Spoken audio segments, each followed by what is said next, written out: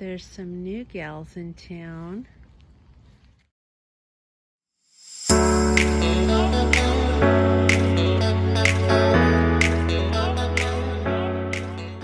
This coneflower's been here for a while. I bought it nearly dead. It had maybe one flower that was mostly dead. So I saved the seeds in case the plant didn't make it because it looked pretty raggedy. And it's giving me 1 or 2 blooms, but all of a sudden, look what it's doing. It's giving me a whole burst of color. Oh, I just love that. I really love this new Lisianthus. I didn't need to buy any new plants, but when I popped into my local garden center, I only went in for worm castings and they had this pony pack, and I just thought, they're so pretty. Look at how they've got those beautiful purple throats. These are some of the Lisianthus I got from them earlier. These are a mariachi mix, I want to say, and they're a beautiful lavender color, which not everything from that pony pack ended up being the same exact color, but I really love this lavender one. Well, my front yard garden can certainly use some tidying up. I've kind of ignored it during the heat, and for some reason we're having a kind of a nice afternoon. There's a breeze and the weather's not too bad, so I don't have a whole lot of time, so I'm going to see how much I can get done in the next 2 hours. I'm going to start with grooming these lamb's ears. I had one at the end that had grayed out and died, and I've noticed they do have a tendency around the edges to gray out. I did some reading, and I'm thinking I may be overwatering them. So I'm gonna pull back a little bit on the watering, but in the meantime, I'm gonna go ahead and take off any of the leaves that are browning or turning gray. And if they're really badly chewed up, I'll probably pull those off too.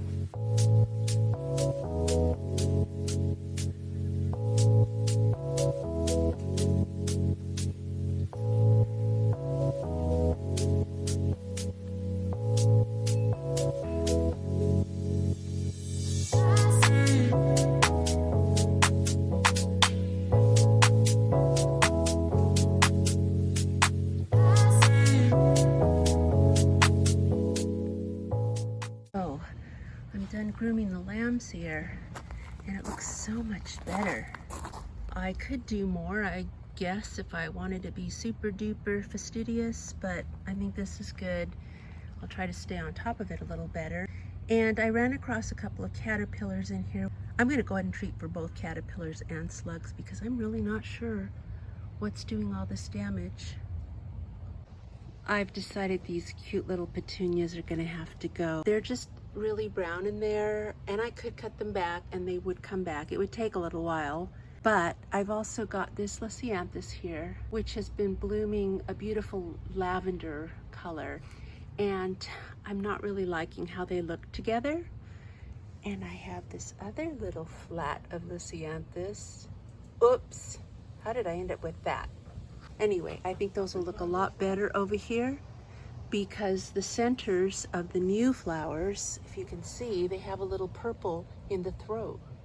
And so I think that that's gonna be a nicer combination here with the Lisianthus, and then I've got the Bacopa that's got a little bit of lavender.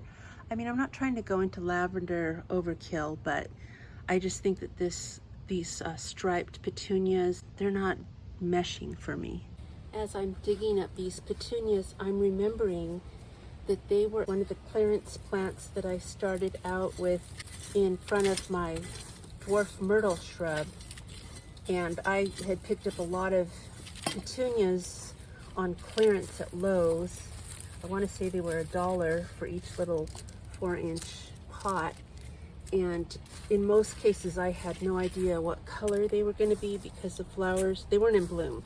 The flowers were all dead. They still had flower heads on them that were dried up, and so I was doing my best to guess.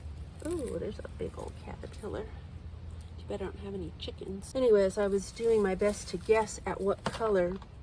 I not mean to throw my mulch in that trash bin. It's amazing that I can walk and chew gum at the same time. I was happy that most of the petunias came up in colors that looked really nice together, and this one looked good with that first grouping as well. But eventually I moved it over here. I'm trying to remember why. I think I was planting something else over there, and this one was kind of the odd man out because of the coloration with the two tones. The way that it's got a little bit of a, I don't know, like a flower within a flower kind of a coloration. I've really enjoyed it while it's over here. So thank you for your service, little Petunia. You've been awesome, and I appreciate you. And you're going to continue to bless my garden as you enter the great compost pile. And what's going to go here is going to be happy that you were here, saving a spot and keeping the ground nice. So you've helped us in many, many ways. So I have some biotone that I want to put in the ground before I plop the Lisianthus in here. And I'm not going to put all the Lisianthus in because this is not a very big space. And I think, let's see, when I planted them before, I planted them about a foot apart, which is probably what the tag said to do. But I don't think I'm going, oh, this tag's from a different nursery. It doesn't have instructions on it. But I don't think I'm going to plant them quite that far apart because they didn't fill in much, and my experience so far with the Lisianthus in this area is that eventually they seem to be drying out and shriveling up. I've got a few that are doing well, but little by little I'm losing them. So I will enjoy these while I have them. Thankfully, my little local mom and pop nursery does not charge much. This little pony pack was $3.99. So, I mean, to me, for 6 of one of the hardest to grow from seed plants, that's a really good deal. So I will just put these, oh, these ones are called Florida Sun. I think I'll put maybe 2 right here. I might be able to squeeze 3 in here. And then the others will go in spots, perhaps, where I've lost previous plants. I'm not sure. I might put them at the far end. I'm not sure if biotone is the thing to do with these. They're not shrubs, and I'm not completely informed on biotone, but these are supposed to be perennial, a tender perennial in my zone, so I'm just putting a tiny amount. And these are a little shorter than the ones that are in the garden. I don't know if you can see that. Yeah, you can kind of see the lavender one. And I'm not sure if it's because it's a different variety, or if it's because I pinched mine back when they were pretty young. I trimmed them back to about, I guess about 4 inches. I can see where I pinched this one to make them grow more bushier. Now these are growing bushy, so maybe they have been pinched and they're just a smaller cultivar. Is that what the word is? I really don't know. So that looks really pretty already, and it's not even watered in or groomed up. I think this is a good decision here. Just a small amount. They're just lovely. Look at that. So pretty. So, I think I've got it a little close. Oh well. I can put one more down here. I feel like this area has this weird sun pattern, and of course the sun's changing even as I speak because we're heading into fall, and I think I'm going to be getting even more shade over here. I don't know if that'll help or hurt these little babies. I'm just going to go for it. $3.99. Remember? $3.99. Oh, this has got landscape fabric. Oh no, this comes back. Oh, lovely. This is the edge. I'm going to fold it under right here. There we go. Solution presented itself. Just a wee little bit of this stinky stuff here. Move it in a little. I don't know if that's the way to do, but that's how I do. And this one doesn't have any open flowers. It's kind of root bound. I'll water these in, and so hopefully they'll flourish. I pushed the mulch back, but there's not really that much of it. It's starting to break down. Yeah, I've got a little bit over here, but not much. I've got a number of plants that need to go into the ground over here. Pull out this dead, what was it? Calibrachoa. Again, it was a clearance plant, so no great loss. I have been wanting to remove these perennial flax, and I'm not sure where they're going, so I guess I can't move them until I figure that out, unless, okay, I'm concocting a plan. I also have these carnations that have been in these pots for a little longer than I would have liked. They were originally in the garage bed. Oh, this one's got some weeds in it. Spurge. Ugh. These little pots, there's 3 of them. They had been in the garage bed, and I believe I even moved them a couple of times within that perennial bed, and they need to be moved again. What I think I will do, start digging the holes for the carnations, put them in the ground, and then I can use the pots from the carnations to put the flax into.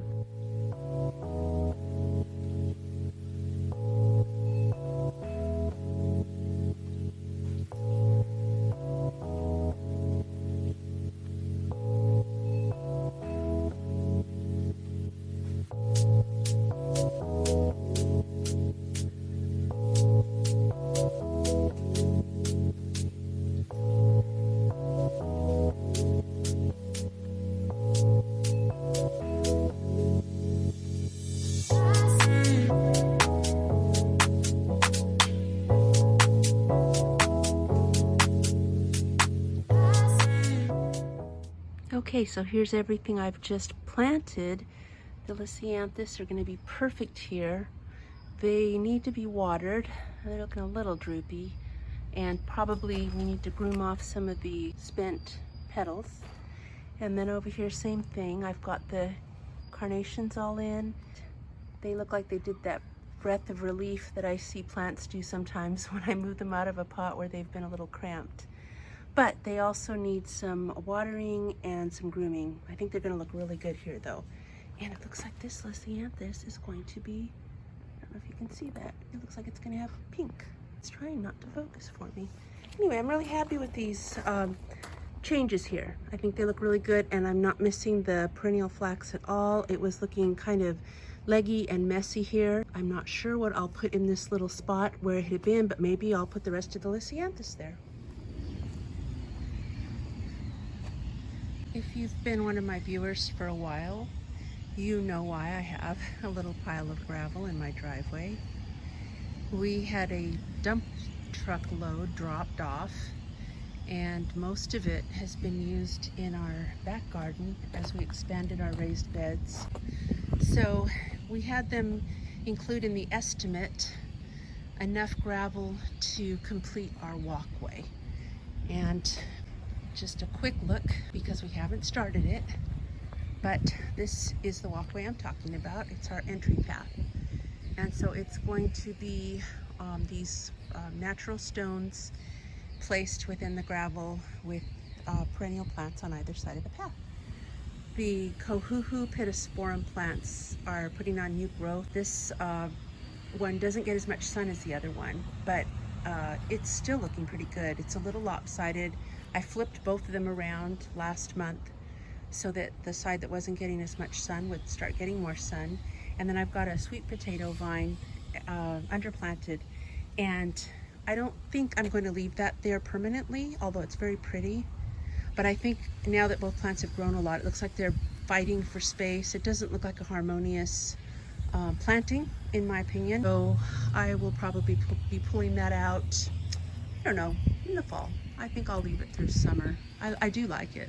And I love the green with the burgundy or deep purple. And this one as well. This one's the one that gets more sun. It seems to be a little bit taller. And then we obtained this beautiful Japanese maple a couple of months ago. I'm not sure if its natural tendency is for the leaves to lighten over time, or if this is the result of it being in more sun than it was getting with the previous owner. And I hope it's not dying. I hope that's not a sign of a dying maple. If you know, please let me know in the comments. But I just love it. It's really majestic. And my neighbor to the north of me, he loves it too. He said, please don't ever move it. He loves seeing it over our hedge here. Speaking of my neighbor, I've mentioned him before. He took care of this little triangle. I call it a triangle. It's not really a triangle. This little area here. He decided he wanted to redo his parking strip, and he incorporated our little area here with his redo, his renovation. And I'm grateful because it really always looked pretty bad before. It had a status plant that looked good during spring, but the rest of the year didn't look so good because there's no irrigation here. I do notice that we've got some weeds coming in between this artificial turf and the cement on the sides. So I may come out here, and that's not technically my section, but hey, I'm happy to remove the weeds, and thank you for this wonderful little job you did for me. We have not started our parking strip, so we're not going to give it much time. That's it. Cleo's come to say hello. She can't resist getting in the frame. This is a project that is meant for cooler days and hopefully after wetter weather, because this is going to need a good soaking, but I intend to rip everything out. At one point I thought I could just rip out this the runners from this grass, but they're so heavily entwined with this ground cover that I don't see any hope for separating them. And I'd like to plant some other kind of ground cover, or who knows, maybe I'll put more gravel. You know, I'm a fanatic for gravel now. I have yet to move this little sad little tarp of dirt. I have got to move that to the top of my priority list. Now, the view I've really been wanting to share, because it's changed quite a bit, is this side yard just north of our garage. If this is your first time looking at my channel, it's not very impressive, I'll admit. But if you've ever seen it, and I'll try to find a picture to insert, it was a pretty sad little service section of our yard. We were storing a lot of materials here just adjacent to the garage wall, and we just had a very unattractive little area here.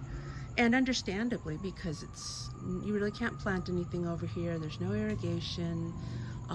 You don't use this side of the yard. The only thing it's really used for is for us, not even for our neighbor, but for us as a passageway from our front to our backyard. And this is the path that we take when we bring our garbage cans out. So you can see we've added a little extra path of stepping stones, not because we thought that looked so marvelous, but because we needed some sort of a base for the tire of our garbage cans, because they're quite wide, and this concrete path down the middle is not wide enough, which means one tire drags on either side in the gravel, and that wouldn't be good. Over time we'd get a groove or a divot in the gravel. I guess I'll wait for that siren to pass. We live really close to a hospital, so lots of sirens in our area. We're working on our side a little bit, but when our neighbor saw that we had so much gravel, he asked if we wouldn't mind if he had some of it, and we said, sure, take it. We've got a great neighbor. He's just awesome. And so he came out, even though this side doesn't even affect him, he came out and he took care of all his weeds. He cut back his shrubs. He put gravel in, and he put a little border to contain the gravel. And then after that, we put in our gravel. But it's been really nice. We eventually will be putting a planter down here at the end. Our gate is jimmied open right now because we've been going in and out so much. But we have plans to put a little rectangular planter down there at the end with a bougainvillea growing in it. And our drip does reach this far. We probably will have a switch because the bougainvillea does not require much water. Maybe a young one might need a little more, but we need to be able to not have it constantly on drip. Well, my prairie sun rudbeckia opened all the way. Isn't that stunning?